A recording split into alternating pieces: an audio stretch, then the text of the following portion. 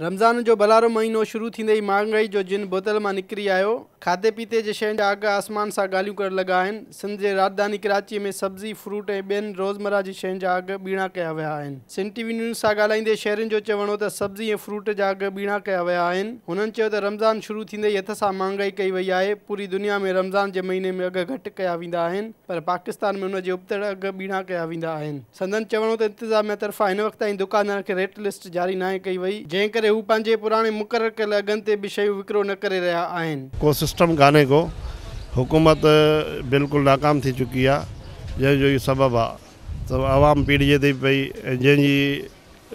जंहिंजो अॻ में पघार हुई 20-25 हज़ार जेको पघार खणे थो पियो, उहो माण्हू त बुख ते गुज़ारो करनि था।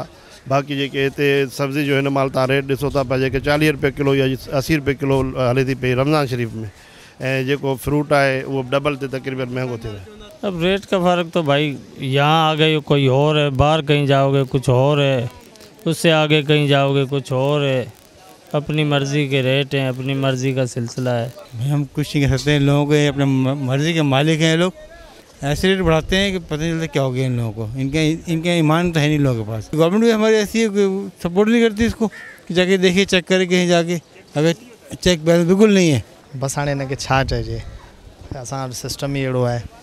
ॿियनि मुल्कनि में त वाक़ई में वेस्टर्न कंट्रीज़ में जेको आहे इन्हनि ॾींहंनि में त सस्तायूं थी वेंदियूं आहिनि ईद जी शॉपिंग जे लाइ। माना जेके नॉन मुस्लिम कंट्रीज़ आहिनि, उहो मुस्लिम्स जे लाइ जेको आहे सो फैसिलिटेट कंदा आहिनि उन्हनि खे। असां वटि सिस्टम उबतो आहे। महंगाई तो अपनी जगह है, हम किसको है, किस चीज़ पे, हर चीज़ पे तो महंगाई बढ़ी हुई है।